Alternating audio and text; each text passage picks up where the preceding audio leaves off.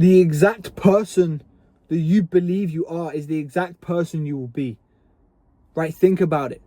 If you're the kind of person that associates themselves with, not taking action, right? Breaking your promises, not showing up and doing the things that you said you were going to do, skipping meals, not hitting the gym, right? Holding bad habits. If you believe you were that person, you will continue to make those actions and continue to be that person, right? At the end of the day, all of those things and the person you want to be comes down to your identity. It all stems from identity. What you think of yourself, the actions you take on a day-to-day basis. If you're the kind of person that has the utmost self-belief, right? You're the kind of person that shows up for themselves. You're the kind of person that builds good habits, right? You're set out to achieve what you want. You're going after the thing that you want, and you're going to get it. It is because of your identity. So many guys ask me, how do you have your confidence, right? And to be honest with you, confidence is still something that I'm working on every single day, right? Because I used to have the confidence of a piece of paper, right? It's come a long way, but I still have a lot further to go, right? And the only way you do that, right, is not by hitting the gym, right? It's not by some morning routine specifically. It's about keeping the promises and showing up for yourself consistently, right? You don't suddenly wake up one day and decide to be confident, then you have the confidence, right? It is built by proof, by showing up and carrying out the things that you said you were going to do. It's not magic. It's just built in the dark when no one actually sees. And with that being said, it comes down to winning those small mental battles that you have with yourself that in the moment seem so harmless, right? For example, I'm going to wake up at 5 a.m., right? 5 a.m. alarm goes off. Oh, should I snooze in for 10, 15 minutes?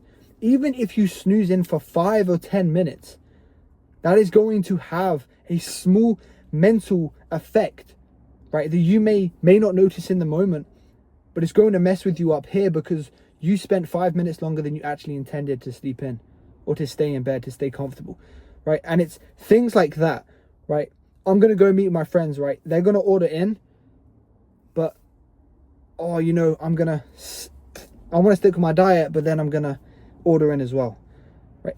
Ordering in isn't the problem, but if you told yourself beforehand that you weren't going to eat bad, right? You weren't going to order in and have what they had, and you still went ahead and did, right? That's a small mental loss, right? And those things are the things that will slowly and quietly chip away at your confidence without you even knowing. It truly comes down to those small things, right? So many people will tell you it's okay to make mistakes, tell you it's okay to slip up. And for the longest time, I lived in a constant cycle of failing to meet my own expectations of myself and failing to meet my own capabilities and what I knew I was capable of. Because I was always planning and setting myself loads of stuff to do, loads of tasks and loads of things to get done. And I only ended up completing probably about a quarter, right? I always made mistakes. I always broke my promises. And as a result, I had such a negative mindset and limiting belief that I wasn't actually able to achieve the things that I knew and wanted I was able to achieve, right? And that goes to show, and that stands for the exact same reason for why the first 7 to 8 months of my fitness journey, I made very little progress. Because I was looking for quick fixes. I was always looking for ways to make things easier. Where I thought, truly, that I couldn't make it happen, no matter how much work I put in. I thought it just couldn't happen to me. But after now, of doing the right thing and obviously having a plan and system that I enjoy and can stick to and stay consistent with, it makes a whole lot of sense because my identity was way off. I was breaking small promises to myself and I wasn't and didn't believe that I was the person who had those things, right? I saw someone say, I can't remember who it was. I was watching a podcast, listening to a podcast, sorry. And they said that you can give the same, ambition and drive to two different individuals, right? And if those two individuals, they have the same circumstances, the same opportunities, the same environment, right? The same drive and work ethic even, but one believes that they can that it's coming and they know exactly what they're doing to get there, and the other person believes that it just can't happen to them, as a result, that person who believes is going to, show up and attack with so much more intensity and just direction, knowing that it's going to happen, than that person who is, doesn't believe that it can actually happen to them. Where they're probably going to show up with so much less energy, where they're not going to show up and put in 100% effort because they have those doubts, they have that limiting belief. And at the end of the day, if you're not all in and you don't fully visualize yourself being that person that you want to become, you're not ready to be that person yet. It's going to take time, and you have to accept that. And only until I made that transition when it came to building my physique was actually what allowed me to make the transformation in such a short period of time after that. With the first 7 to 8 months, I made nothing. Honestly, people even questioned what I was doing to the gym. They thought I was going out and doing other things instead of actually being in the gym. They were so confused. So start showing up for yourself and keep the promises you actually make, because it has more of an impact than you think. And if you really, really think about it, it actually makes a whole lot of sense. Because at the end of the day, why would you put in work and show up for yourself consistently if you don't actually believe that it's going to amount to anything or make a difference in the long run, right? Like, you genuinely cannot operate from a place of scarcity, from not being sure if it's going to happen. You have to have so much belief that it doesn't even cross your mind that it's not going to happen. And when you do that, you're much more likely to show up for yourself and actually stick to the things you say you were going to do and keep those promises. Right, and something you have to realize is your subconscious mind, controls about 95% of your actual behavior. Right, so if you believe something about yourself, good or bad, your brain will look for ways to actually prove that theory right. And it's the same thing if you identify yourself, for example, with someone who's consistent with the gym, for someone that shows up for themselves and actually takes their health seriously, you're going to feel guilty and uncomfortable when you have cheat meals, when you skip gym sessions. Why? Because you don't associate yourself with someone who's out of shape, with someone who's lazy, with someone who doesn't show up for themselves and keep their promises. That's why it feels so uncomfortable when you go against your will and do things that don't align with the person and actions that you should be taking to become the person you should be. But if you, like I said, believe you're the person who's uncommitted, it doesn't really matter whether you show up. It doesn't matter if I skip one gym session, it's not really gonna make much difference.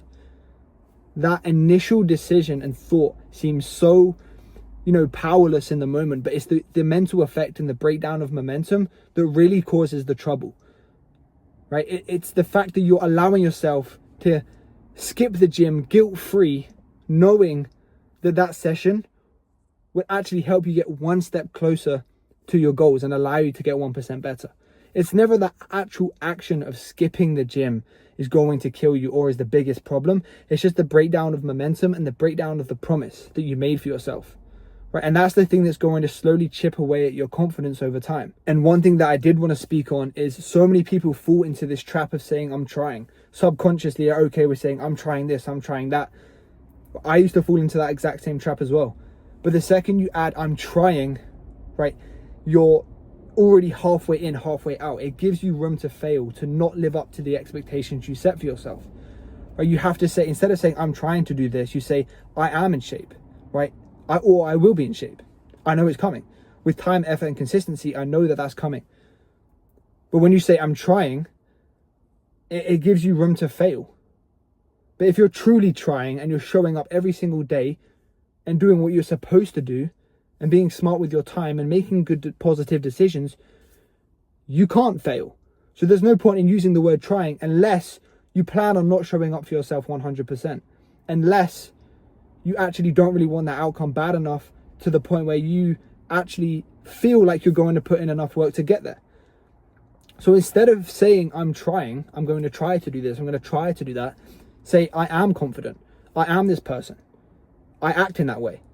And then when you start reframing your mind that way, all you have to do to actually achieve that thing is start carrying out those habits and proving to yourself on a day-to-day basis that you do act in that way and you are that person, right? And when you do that, you'll just have everything you ever wanted, right? Everything that you planned out and visualized on doing and you're working towards getting, you're going to have it in a matter of time. Because you already believe you have it now and you're putting in the work required to actually get it. Okay, and ways you can actually start doing this and actionable steps that you can start doing today to make that change in your life is journaling, right? It's something I've started doing consistently. And you want to do the 5-4-5 method. So first of all, when you wake up, you want to write down 5 things that you're grateful for in that day. They can be small things. And then you want to move on to doing 4 affirmations. So 4 things that you are, right, that your future self will have. So I am confident. I am 200 pounds jacked, whatever it looks like for you. I have this, this, and this. I am successful. You know, people are happy. You know, whatever it may be, whatever it looks like for you, you want to write those things down and read over them and do that consistently. And the second you do that, you're going to start, get into the habit of looking over those things and reminding yourself that those are the things you're after. And then you're going to act accordingly so you can actually have those things on a day-to-day basis. Because I feel like that makes all the difference. Because when you remind yourself of a specific goal you want and you don't look at it or think about it actively for a period of time, that's what allows you to slack. That's what allows you to start making poor decisions. So if you have that in place and you're now able to look at it every single day, you're going to constantly remind yourself why you're doing what you're doing. And it's just a super helpful method that actually made a big difference in my life when transitioning from the skinny 120-pound kid that all I cared about was sporting performance and actually building muscle, to the guy that has, a sense of direction and purpose, is jacked and building a strong, respectable physique today. So that's what really made a big difference. So here's the truth of becoming confident and becoming the best version of yourself that no one wants to tell you, right? It's not from pretending to act confident and then suddenly it's going to catch up with you. It is showing yourself why you should be confident through the actions and the identity that you hold for yourself. It's as simple as that, right? And when you have that identity and you start acting upon it and proving to yourself that you are that person, in a matter of time, you're going to build up your confidence slowly.